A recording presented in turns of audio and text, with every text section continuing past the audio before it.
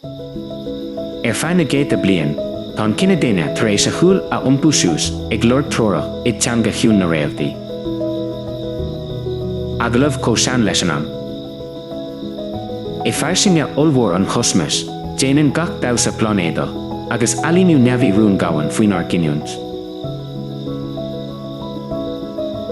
Is measc Vijay Jyotish, agus fáilte roiad chuig Stars of Destiny, ag bant Úsáide Faisnéis Jyotish i measc Ghéarchéim na Rúise-na hÚcráine. Inniu, tugam cura dit dul thuras Machnaimh, thuras ina dagan eagna ársa astrologi vedic le riachtanis or náhan nua-aimseartha.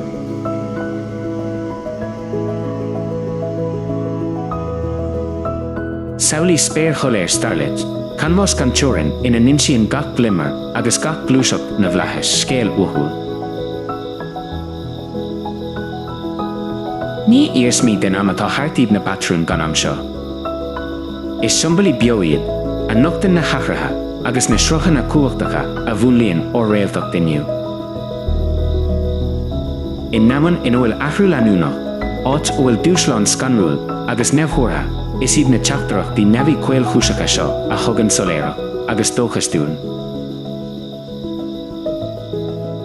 Agus muid ag tosú or niniucha, lig dún súla a chachabh ina himachtaí cléifleachacha a chanmhíonn gcuidama. Trí srachéchant Ghéarchéim Jyotish or ninflucht astrological ársa, is féidir linn na fórsaí atá i bhfolach tíobh hir dimachtaí ríthobhachtacha a chuilsiú, lena nórítar gach mionsonn ramín de Ghéarchéim na Rúise-na hÚcráine. Sulla néanamid dul isteach is sanúlachtaí mo Réamhaisnéisi, tá sé riachtanach tuiscint áil cad a leagan tuair fíor iontaofa seachas buile faoi chóram amháin. Ní bhainann fíor léargas astrological le tá ó am go chéile. Bhainann sé le Réamhaisnéisi a cheachada atá iontach mionsonratha agus diamchrann. Seasan léargas den suirt sin amach mar uthúil tuiscinach agus ní féidir le duine bith a éileamh go héasca. Tá luach fíor ag bant leis na tuairtha seo. Tá sé de chumas acu batha a thabháil, tionchar imirt churthaí eagna agus fiú cuasa na stara a athrú. Déantar iad a urmiú i bhfad roimh ré bunatha chimhríalta gan am an cosmas amháin, gan iad a chur bhaim ag eolas an phobal imachtaí atá ag tarlú. Cintíonn an neamhsplachas seo go léiríonn gach Réamhaisnéis léargas imseachas analís imabríoch. Le himachtáma, tugann rach cóhseasfach muín, go chóirithe, nuair a bhíonn an seans go mbeidh Réamhaisnéisi Cruinn den suirt sin le feiceáil go hiomlán trícheans Réalteolaíocht íse. Go deimhin, nuair a bheasann tú na dóchúlachtaí statistúla a bhainann leis na Réamhaisnéisi seo, is léir go bhfuil siad i bhfad ó chomhthorlúntaí. Labhraíonn na himhreacha le bailíocht statistúil láidir. Ina cheanta sin, léiríonn cleachtar iontaofa solúbhacht trí na móna seo a chur bhaim go rathúil fud na políochta, airgeadais, gnóthaí míleata agus fenomén nádúra. Agus níos tábhachtaí fós, nuair a chagann duine isteach san obair seo go lán-aimseartha le fíor íomhhartaí airgeadais as a bheith mícheart, tugann siad leibhéal ionarchas agus obliachta a bhainann go mór leo siúd atá ag brath ina léargas seo. Is iad na trétha seo cnámh droma an rud a ágan go bhfuil tuair ní hamháin iontaofa, ach fíor chléifleach. Déadach criticóirí na Réamhaisnéisi seo a dhíomh mar buile faoi chóramá, agus déadach cuid acu a bhíomh nach féidir leis an astrologi a bheith céad féin géad Cruinn. Ach ní bhainann an puinte le Cruinnis gan lucht a bhaintama. Ní féidir ach le dia fuorfachta éileamh. Ina áit sin, bhainann sé leis an bhíric nach dagan éonmhó omíoch gar don Cruinnis agus don léargas mionsonratha is féidir lom a choláir. Nuair a dhéanann tú compráid idir níos mó ná céad túir atá déanta agam le puntaí casa na coimhlinte seo, tá an Cruinnis gan áras. Sa lá atá inniu ann, chuireann 11 príomhthúir i láthair a léiríonn conas is féidir le chomhlaíocht ársa agus léargas nua-aimseartha teacht le chéile bhealaí fíor iontacha. Níl an méid a chuireann fáil áit bith eile sa chruinne. An fiche sa hocht fiabhra, 2022, díreach ceithre lá tar éis den coimhlint idir an Rúis agus an Húcráin a phléasca. Chuair mé cé go mbíonn sé de chuacht ag smachtmhainní eagna scúba a orchuirtear ag an iarthar de ghná náisiún a bhriseadh agus athrú réamas a chur é bhaim, go raibh cinniúnt na Rúise scríofa script neamhí difriúil. Ag parent fatrún cosmí, sunraí starúla astrological, agus conairí cinniúnacha gach pórtaí lasmhar sa coimhlint seo Rúis agus Húcráin go dtí na Stát Aontaithe, NATO, agus níos faide géin. Chuair mé nach leor an brú eagna-mheas gan stéine ó na fórsaí seo chun cumhacht eagna-mheas na Rúise a dhíchomáil. In ionad géile dunsaí a déadú builsciú a chomáint go dtí ordleibhéal maireán, fiachas níos staimhne, agus airnálacha ríthobhachtacha a dhíchomhsú, léirí an Rúis athléimneacht nach raibh fiú go leor eagnamatha cáiliúla ag súil leis. Athléimneacht a bhí suntasach go háirithe i gcomparáid leis an gluise eagna-mheas a tharla le linn smachtmhainní na 1990.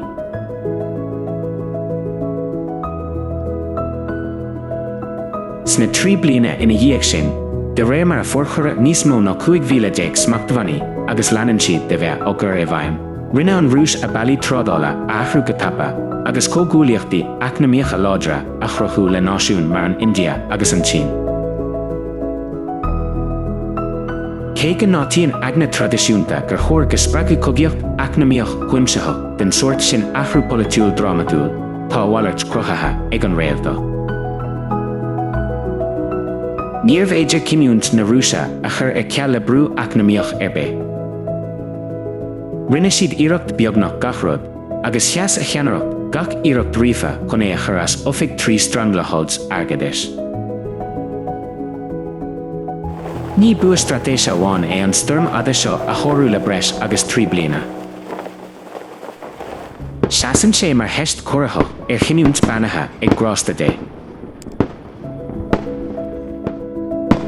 Tá seans go dorlóidh na torthaí seo go thomlán 3 cheans réalteolaíocht íseal, ionta statistúil a chreisiíonn neart mo chóirliú.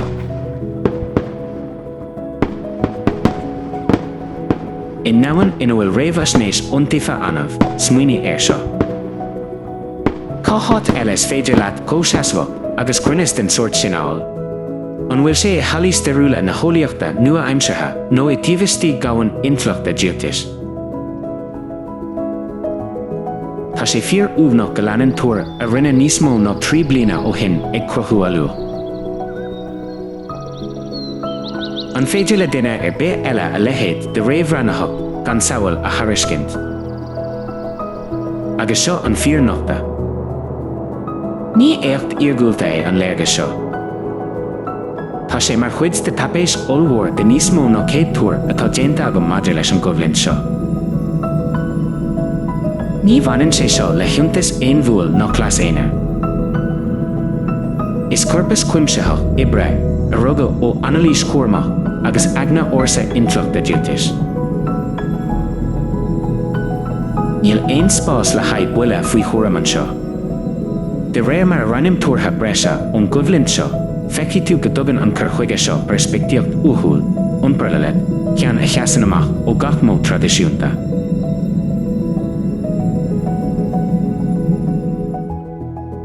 Is é seo gealtanas na hinfleachta Jyotish, cóla cúbhachtach, dólas neamhí ársa agus réalteacht nua-aimseartha a thugann dúshlán de chimhdí réamhcheapa agus a spreagann tuiscint níos staimhne imachtaí domhanda.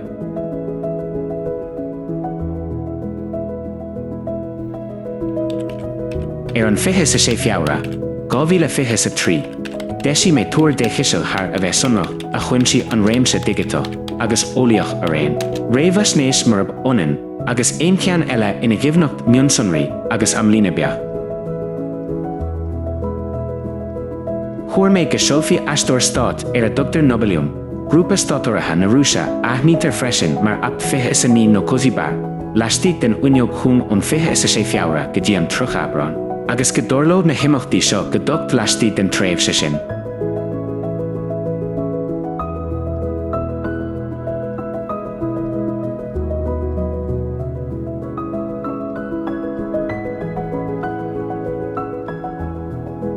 Fiar de mo chóir, Go luath I mian mhórta 2023 tháinig feachtas fiscreachta sofisticúil chun cinn I dhéirí chumarsáid taidhleoireachta idir an pholainn agus na Stát Aontaithe. Cybersecurity reports by BlackBerry confirmed that hackers associated with Nobelium deployed phishing emails embedded within Scott malware. Chomhairle na chunsaithe seo díreach mar a bhí á Réamhaisnéis, ní luatha, ní níos déanaí, gan aon achtraí incomparáide tuairiscithe le smuoid den Rama Amazonrathe. Cuireann an Cruinnis ormhnách seo in úniu béim cheannúlacht éisceachúil mothúir.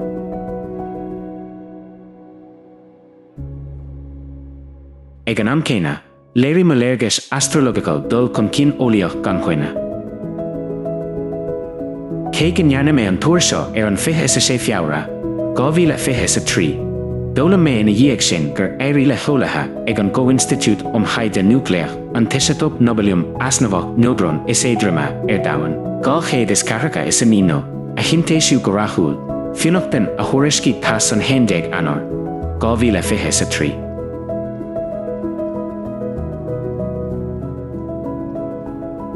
Ní raibh aon eolas agam roimh ré an bhorbairt seo go dtí gur nochtadh ag trí na cóirthaí cosmaí seo, rud a dhearbhíonn gur féidir le patrún neamhí ársa orda harant dul chun cinn criticúil san eolaíocht nua-aimseartha.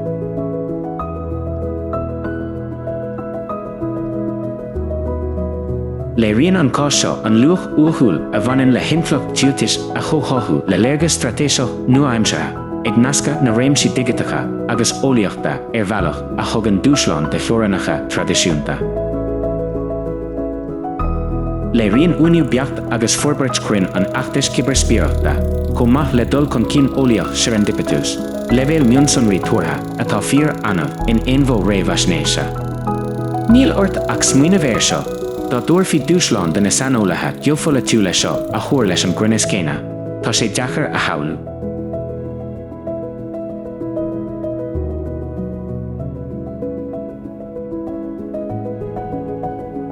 Jyotish. Is cosúil go bhfuil sé beagnach do dhéanta, agus fós is é sin go díreach a léiríonn an túir.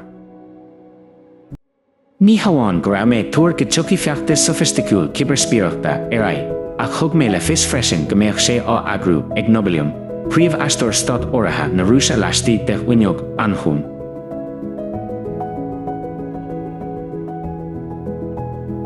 Ní ábhar seans é an leibhéal soléireachta seo.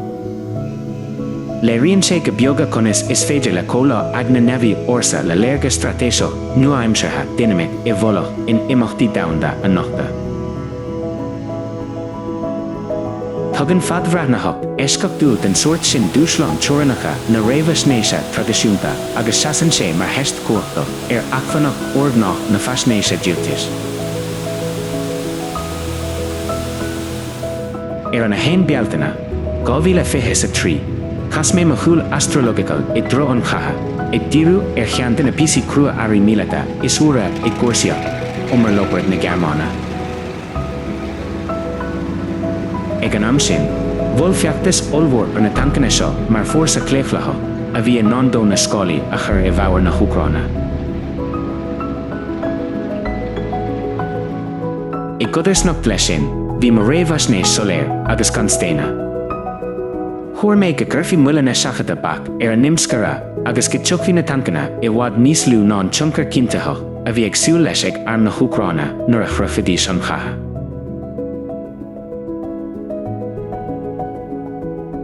Ina áit sin, chóir méid go mbeadh an 0 chun cinn frustratingly mal, go litriúil leideatha go cráil.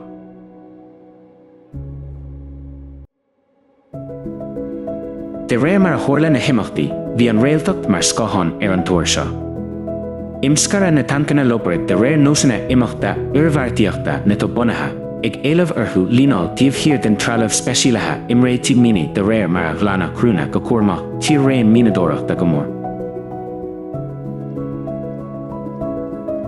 Chur an irmiú seo ílach na tancanna dul chun cinn lús anchorma, rud a dá go raibh siad anlochala. Bhain éad miúnlach spetsnas na Rúise a bhí ag feimú leistíí den Chris Landála chun tosaí phríomhlínta cosanta an General Ghéarchéim as an lochalacht seo. ó achar standoff, chuaigh helicopter go mínas chuig is a dó in lech leis na tancanna 3 Ghearcháin bhíogar mínas a hain agus bhíogar mínas dó a lanseo, iad a neodrú go héifeachta. Bhí an túir seo i bhfad ó bhuaileann faoi chóram. Bhí sé ag teacht salach go díreach ar an scéal a bhí a réim go ndéanfaidh na tancanna lopad réamhlóidú ar an gá. Rinne mé mar Réamhaisnéis a phoblú, ag tariscint perspectíocht bhíon sunratha bhailirteach, an nearna go leor nebhard ar I bhabhar eagna tradiisiúnta agus móna ólaíochta seanbhonatha. In eistíonn sanolaithe míleata achfaní olmhóra I gcearbhachas cogaí agus samhailtú stratéisio. Ní féidir ach a chabhlú cé có cléifleacha, is a déitú a cuid samhlacha a bheith dá gurfadís an léargas chun cinn seo san áireamh. Le rion forbairt na nimachtaí seo go cuachta conas is féidir le cóla léargas neamhí le hanalí stratéisio, nua-aimseartha dynamic I bholach a nochtadh I coimhlint gabhanda. Ag tuairt dúshlán eagna tradiisiúnta agus ag spreagadh tuiscint níos duimhne ar an idirghníomhaíocht intricate idir tactics, technoliacht agus cinniúnt.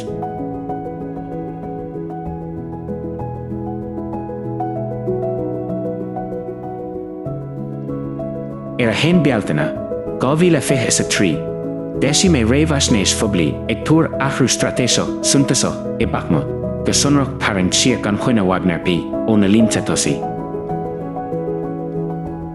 Bhí Wagner a rabháil ar margheall ar gomascá, tar éis Bachmut a gabháil le fórsa brúdúil, agus bhí an optic scóláidir sin gur chreid an domhain go leanfadís ar ag stemralinn tríd an Úcráin.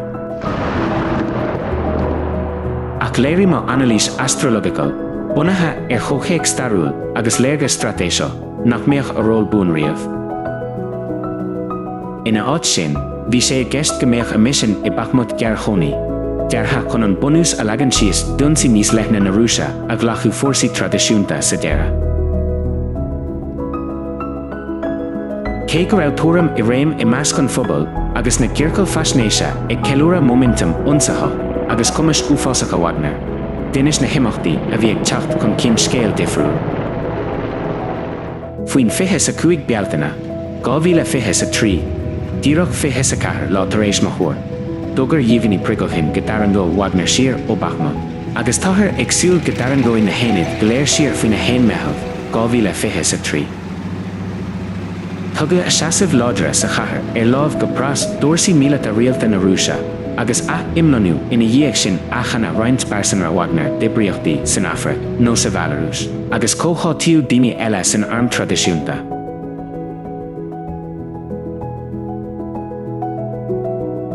Léirí tarraingt amach omnán Wagner ó Bachmut, chuntrórtha leis an ioncas olmhór dá nul chun cinn leanúnach, go raibh an Réamhaisnéis seo I bhfad ó bhuaileann faoi chóram.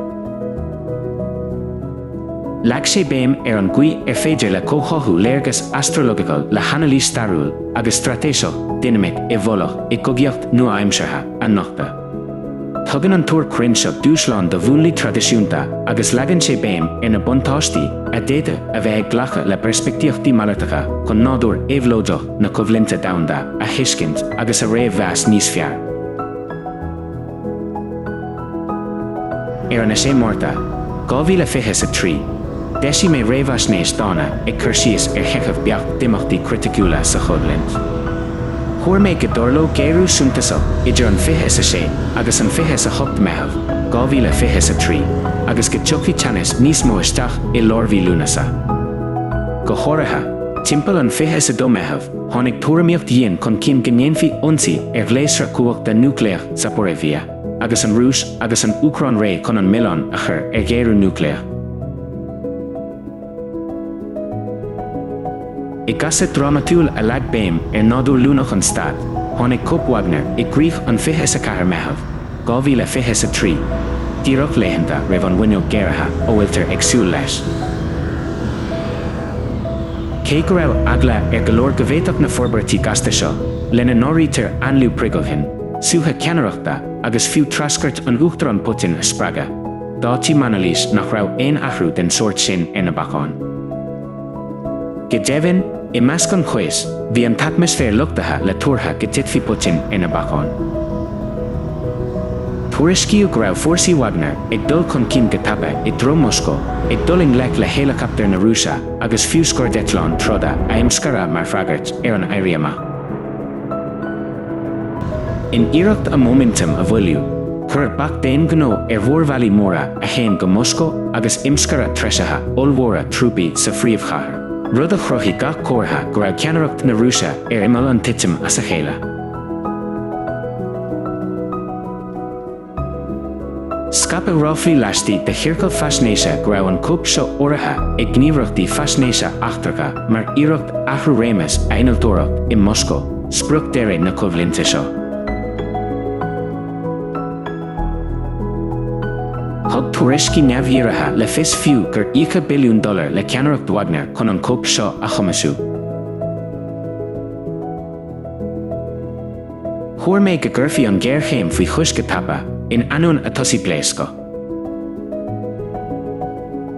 Go deimhin, bhí mé ag súil go mbanfaí cósú cuimseach amach faoin gcéad seachtain de bhí úl, agus go chinnta, a choiríodh cósaíocht ar an 29 2023. Níor stop am lína na nimachtaí an sin. De réir mar a lean an teannas ag ordú, chríochnaí an brú le bás tragóideach prigochin an 23 lúnasa, 2023.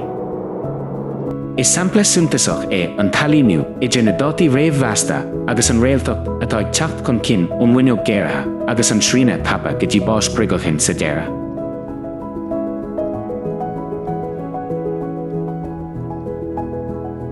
Is léir go rud anmhór a bhí ann, agus bhí sé ag teacht go fuirfe leis an méadú suntasach a bhí tuairtha. I bhfad ó bheith ag bra ar buile faoi chúram, leagan na léirgeas seo béim ar an luach stratéiseach a déta a bheith ag cóchathú perspectíochtaí analíseacha magairteacha. Trí chóir hí caol chúiseacha a criticúla a bheas ó agla géarú núcléach agus dynamic ceannaireachta tapa go dtí na hanlíochtaí rifa feadh mhórmhailí Moscow. Tugann an analís seo tuiscint níos daimhne ar idirghníomhaíocht casta na bhórsaí a bhuaileann coimhlintí nua-aimseartha.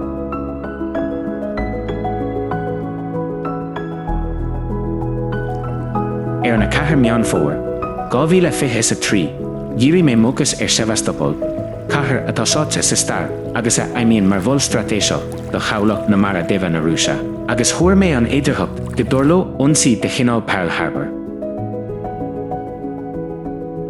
Thug mé rabha go bhféadfadh stealth tubasteach a bheith dírithe ar an siomh siombalach seo a bhí dírithe ar an gabhlach a scriosa ag tarrant ar chóchróir starúil agus teannas réagúnach atá ag teacht chun céin. Go gairid tar éis mar Réamhaisnéis an 7 meán fómhair, 2023. Nocht Elon Musk gnearna an Húcráine iiritas éigeandála chomh luath le meán fómhair, 2022 chun clúdach satellite Starlink a gníomhachtú thar Sevastopol. Bhí an intindána. Bhí sé mar aim ag an Húcráine ibriacht a agrú a ceapa chun an cuid is mó de chabhlach na Rúise a chur go tón buil agus é ar Ankara, plán a tréige sa deireadh mar gheall ar agla go spraifí géarú núcléach. Ní raibh an phleanáil ceilte seo fós mar chuid den discúrs a poblí nuair a rinne mé mo chóir, ach bhí sé go mór leis an dynamic stratéiseach ag Sevastopol.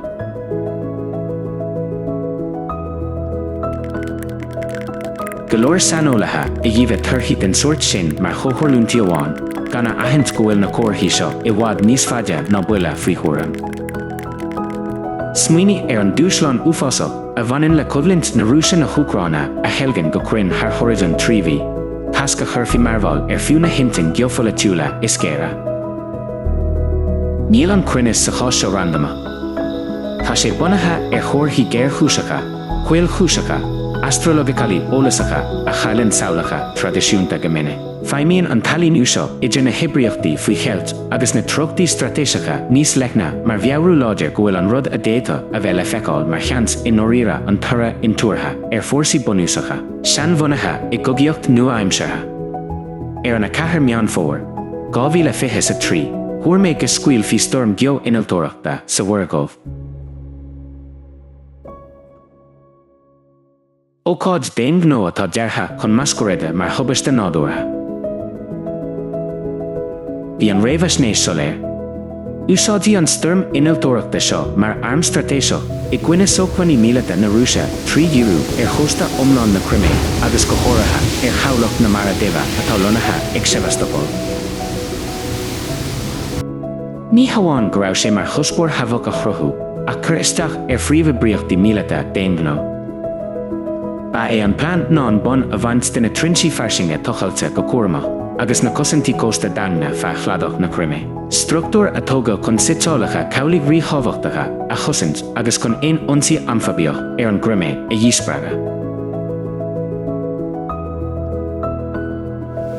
An sin an 27 samhain, 2023, dúil storm na híse an réigiún.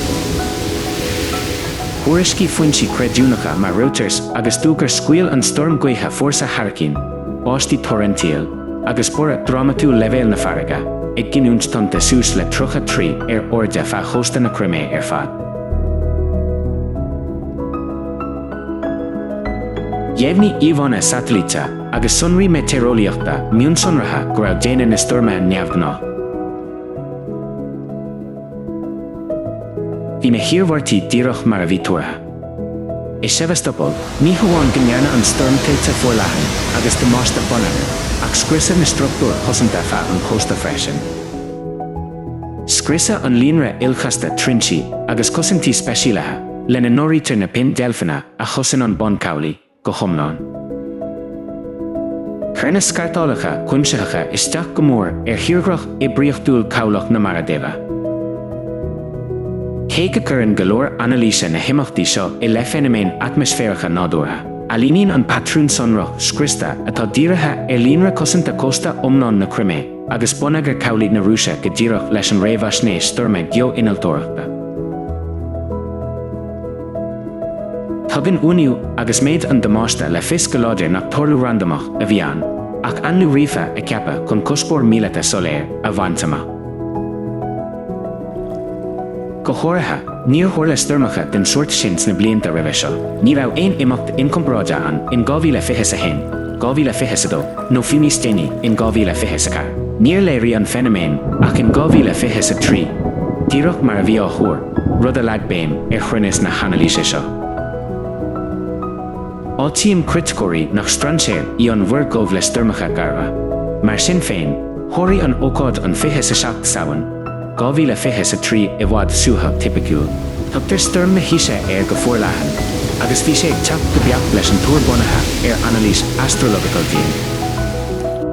Trí alínathe plánéadacha agus timthrialta nebhí a scrúdú, ach níl conasú úchúil factóirí a léirí go raibh conílacha abí de storm innealtóireachta a dhíríonn chósta na Cruinn fad agus chabhlach na Mara Deiridh. Is féidir le astrologi a uncorprú I Faisnéis Jyotish stratéiseach cumas luachróid le a choláthar. Aim sin an cur chuige neamhchreidisiúnta seo tionchar chosmí cuil chúiseacha a léiríonn lochalachtaí talún ag tariscint lunsa breise de chintóirí chun bagartí féidirtha a bheas. I bhfad ó bheith ina thuairimíocht amháin, Savríonn an bhogólaíocht seo moráltacht tradiisiúnta le léirgeis a déadach cabhrú le réamh-mheas abhréalteachtaí innealtóireachta I réigiún criticúla. A 4 meán fómhair, 2023, deisi mé rabhah tromchúiseach maidir le slándáil spásanna poblí I Moscow. Thuair mé go ndéanfaí elementí an tuiscecha iireacht ionsaí scéimhleathireachta ord frófíle I dhiúrú chruinnithe poblí mar bhealach chun cuas agus scuil a chur I measc an phobal a bhí sciacht den chuid is mó ó réalteachtaí Cruinn na coimhlinte leanúnacha. Níor rinne an Réamhaisnéis ina néine. Bhí sé leabatha leistí d'analís níos leithna 59 pointe an coimhlint idir an Rúis agus an Úcráine a scrúdaí stratéisi míleata, iireachtaí athrú réimeas agus géirú féide. Thug mé faoi deara go sonrach gur dócha go dorló ionsaithe scéimhleathireachta I Moscow I rith an bhórta agus I mí Abrán 2024 agus intin acu pobal na Rúise I dhíchósú. Beagnach sé bhí ina dhéag sin, an 22 mórta, 2024, tháinig an túir seo I gcrích go tragóideach le thionsaí hala na cathrach crocus. Mar thura an ionsaí comhordathe seo ag an ionad ceol I Krasnogorsk, Oblast Moscow, a déalaí isis, taismí chuntasacha, le 140 is a 5 bás ar a laghad, agus oscionn 500 is 5 is a héingorda. Tá tafid bhionn sonratha lena nóirítear iad siúd ar Wikipedia agus arna gangniú ag ráis ó bhisean na Stát Aontaithe chuig an osca ar cheann na heachtarí scéibhleoireachta is marfacha san Eoraip le déanaí. Go háirithe, deisí ambasáid na Stát Aontaithe rabha an 7 márta, 2024 faoin bhéidearthacht don siad an sort sin, álíonn go glút leis an bhrámama a chuairmé.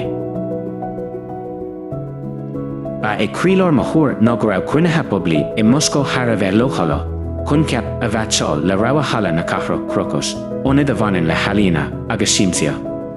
Bhí sé mar aim ag an ranú sprucanna déon gnó tionchar síochálaíocht na scéibhleoireachta ar phobal na Rúise a bhéadú. Chuirmé na tuairtha seo sa phost ar watha le leas an phobal mar chuid de snáithe cuimseach 50 pointe. Tá méoch clint icha an, déitinn siomh Cruinn an ionsaithe a chiile. Tá obair seo thar a bheith mion sonratha, casta agus tíon séir, agus fós tá sé á chur ar fáil séir in aisce cheana féin. Béidir gur bé seo an túir is tábhachtaí nach féidir le criticóirí a bhréitniú. Cén chuí a rabha is agam go mbeadh ionsaí scéibhleoireachta an sé bhí ina dhéag sin, go háirithe i Moscow, agus ag díriú ar chruinnithe móra poblí. Tá an túir seo suntasach go háirithe tuiscin nearna é có fada roimh ré nóir smaoiní na ciontóirí ar a leithéid dibríocht i dhéanamh nuair a fuil siú an túir seo.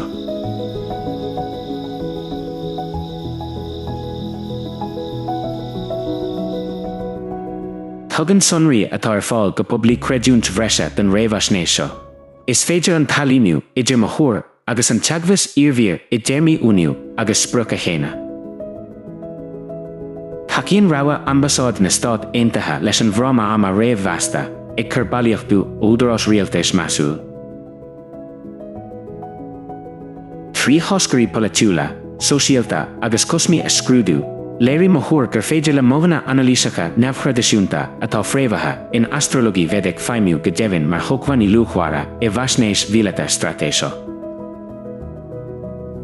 Soláthraíonn an cur chuige seo, nuair a chócháithítear é le hanalís chreidisiúnta, orlis luachraí a déad ó cabhrú le bathadaoine i réigiún geofolitiúla a chosint. Seasan tragóid chala na cathrach crocus mar bhailíocht dúlum, fíor damhanda ar an Réamhaisnéis sin, ag treisiú an tábhacht a bhanan le rabhaí chun cinn agus analís Ghéarchéime iltaseo i bhíneise na scéibhleoireachta nua-aimseartha.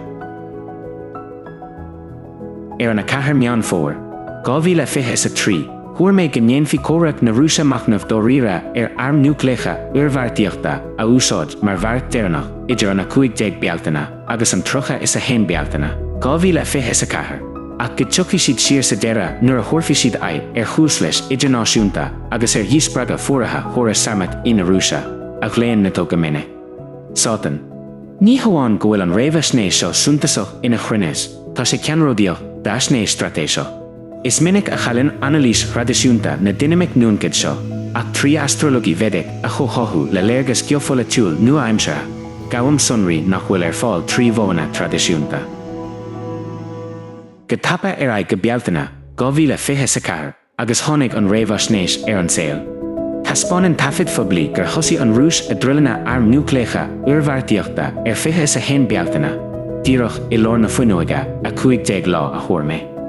Ag an am céine, bhí glúiseacht na Rúise chun arm núicléacha uirmheartaíochta a choláthar den Belarús mar chóirtha stratéisio, léirú soléir a bhí beartaithe chun aon glúiseachtaí ionsachacha óna opponents a dhíospraga. Ní géirú randamach é seo. Is freagra riomhfeidh i dtimpeallacht ina bhéadach achran núicléach pléasca ag amarbé. Ba criticóirí ag argóint gur féidir le géirú núicléach den sort sin torlú ag puinte ar bé equivalent. Mar sin, conas a formé an uineog amach rinn seo go díreach níos mó ná 8,000 roimh ré. Rud éigean le smaoine bhéir. Tá roinnt criticóirí tar éis rá go raibh mo chóir díreatha ar gníomhartha neamhde na Rúise seachas ar an Rúis féin, ach smaoine air seo. Má tá tú ag tuairt bhagartí núcléacha faoi cheilt agus de chéile córaach ag taú go poblí son na síochána, nach méocht tú ag irí freagra a chuirt le taspántas fórsa gan áras. Dóibh siúd ó bhfuil eolas maith acu ramí cumhachta damhanda. Is Ról Oscailte gnéisiíonn cógúlaíochtaí míleata áirithe bagartí faoi cheilt díobh hir de facad a poblí síochánaíochta cosanta. Is minic a cheiltíonn scéalta na meán na fóthruchanna ionsachacha seo, agus aistríonn siad an milán dhaoine eile, ach tá réalteacht fós mistacabla. Trí na drillinna seo a dhéanamh, thug an rúis le fés nach mlachfaí le tactics underhanded, ag athearbhú a seasamh díospraga agus ag seola teachtarach choléir déan opponents féidir. Is an rud atá fíor iontas ná an túniú. Rinne mé an Réamhaisnéis seo níos mó ná 8,000 roimh ré, agus tháinig gach príomhghné chun cím go beacht leistigh den uineog a 15 lá sin, agus an fiche is a hen bealtaine ag marcáil an nóméid Cinniúna. I coimhlint ina bhéadach géarú núcléach torlú go teoiriciúil ag aon nóméid nach féidir a thuair. Tá an seans go múlfaí siad an marc Cruinn sin neamhgná. Is an rud is féidir a dhíospód ná cé atá freagrach as an géarú núcléach, agus tá a thuairimí soléir agam an seo. Is seo an rud a ágan go bhfuil cócháthú eagna astrological ársa le technící faisnéise nua-aimseartha ní hamháin nuala, ach ríomhthobhachta chun dynamic chasta ó díreach damhanda a thuiscint agus a thuair. Ar a 4 meán fómhair, 2023, thuair méid go dána go ndéanfaí an Húcráine a scoirdeanna treabhadh níos a séite a choláthraíonn an iarthar a imscara ó bhunáit Starokostíimtínineh in Oblast Khmelnytskyi. Cé go raibh an timscara seo cheann de rún is tíúla a chosint. I réimse ina gceann canéal chraidisiúnta déan gnó sonraí den sort sin, thola maléargas bheal na rúndachta. Ag brath analís astrological díana amháin, daithim mé Starokostíimtínineh mar an bun ibrúcháin deifníoch den na fmínas a séideacht I bhfad sular léirí aon aisnéis urmúil sa tró sin.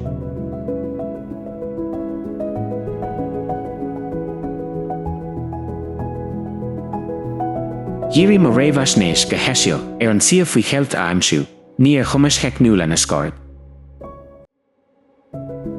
Mína ina dhéag sin, dhearbhí grinscrúdú mion sunratha íomhána satellíte, sunraí geospáisiúla, agus patrún imscartha starúla go raibh an téróid ré chomhéadach ní hamháin mar an bun réamh bheasta ach go raibh tréthe teicniúla éascachtúla ag freisin. Le rúdbhealach an cíntóca le haid imscar a scóid trudar a tapa, túr rialathe nua-aimseartha le haid banistíocht éifeachta, córas radar cócháte le haid monitóracht coimseach spás, agus áisina takeíochta speisialathe lena nóirítear torga ordbhrú agus córas inú ceirisin etlíochta bhí an téirbhún ina cheod stratéisio. Léiríonn na sonraí dearbhaithe seo mo thuairbunaí agus léiríonn siad gur féidir le mána astrological ársa a chumasc le technící faisnéise nua-aimseartha faisnéis stratéisio criticúil a nochtadh a ndéanann mána tradiisiúnta neamhairt, orthú ná. Tugann mo chur chuige perspectíocht isiúil gnóthaí damhanda, ag siúil le forbartí tábhachtacha I bhfad roimhana. Ar an fiche sa sé feabhra, 2023, thuair méid go dána go dosol idirbheartaíocht soscogaí idir an Rúis agus an Húcráine sa deireadh. Ag brath lúiseacht na ggólachtaí neamhí amháin seachas analís folitiúil tradiisiúnta. Thuair méid go dtiocfaí an chéad deis dó riara chun cainteanna chun cinn idir abrán 2024 agus bealtainna 2025 nuair a bheith cospóirí stratéiseacha bainte amach ag an Rúis. Thuair méid freisin go néaló an dá chiamh buas scúbtha ina dhéag sin cé go mbeadh an rún deiridh an-diamáid an Húcráine sa deireadh. Bhí an Réamhaisnéis seo ag siúil le hathruithe seismacha in nóthaí damhanda I bhfad sulamhéadach thaidhleoireach tradiisiúnta Faigh. Rinne mé an léargas seo a scaga ar na 4 meán fómhair, 2023, ag samhlú pointe Cinniúnach marcáilte ag insealbhú an Uachtaráin Trump in 2025, athrú a churfaí ílach an coimhlint a stoppa. I mína samhna 2024, thuairla imachtaí aon dul le mothúir. Ar na dó samhain, d'admhaí Uachtaráin na Rúise Vladimir Putin go poblí plán an Uachtaráin tofa Trump chun deireadh a chur le coimhlint na Húcráine. An sin ar na 5 samhain, Dógar Putin grabh an rúis ré le tús a chur le cainteanna síochána formúla fiú agus bua tábháin trom ar na bacháin. Faoine sé samhain, dhearbhí fat miús gur bé an túachtarán trom an ceannasí nua. Go gairid ina dhiaidh sin, ar an 8 samhain, rinne an túachtarán Putin cógordas le trom, agus dhearbhí sé tiltanas na Rúise dul i mbun caibidléachta. Agus dógar an túachtarán trom grabh sé ar intin ag a plán síochána cuimseacha a bhola. Go luath in 2025, bhuail uachtarán na hÚcráine Zelensky leis an uachtarán trom agus leis an leas uachtarán bhaince i gcruinniú ord frofiile san oifig obal. Mar sin féin, phléasc spat poblí faoi rud a bheastar mar neamhbhuíochas na hÚcráine. Mar thura ar an achrann seo, tháinig measc ar chadraimh na Stát Aontaithe na hÚcráine agus chuir sé déileáil ríthábhachta mianraí i mbaol. Fíne sé bhreise go raibh an Úcráin ag tuairt ar chuailú ar gach fronta agus an rúis ag fáil gnóthachan. An sin I mian mhórta 2025, mar a bhí tuairtha, tugadh isteach an chéad soscogaí fuinneamh agus bun agur riamh, barta starúla a léiríonn tús le dígéirú níos leithne. Go deimhin, is féidir go leor go mbeidh an comhaontú soscogaí deireadh sínithe cheana féin faoin amach chruinn an chlár Faisnéise Jyotish.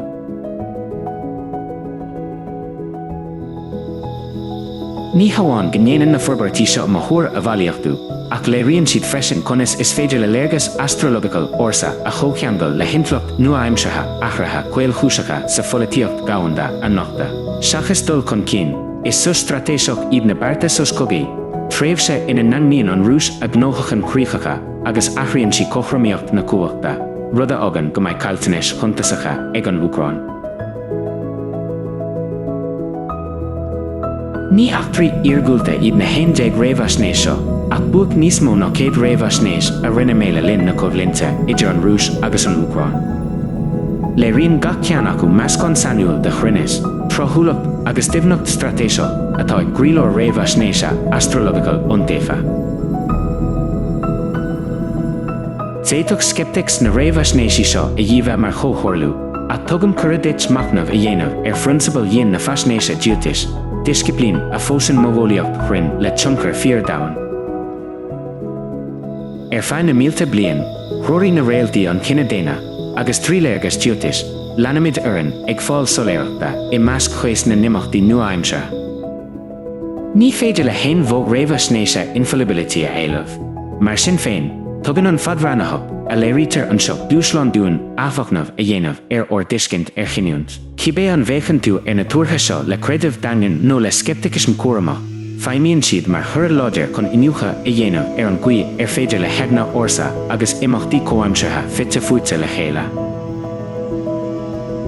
Go raibh maith agat, as a bheith in éineacht lum ar an turas seo tríd an idirghníomhaíocht idir Faisnéis Neamhaí agus coimhlint gabhanda. Le chéile, lig dún an todhchaí a dhíghlasáil le Cruinn Oscailte agus rún gan stéine.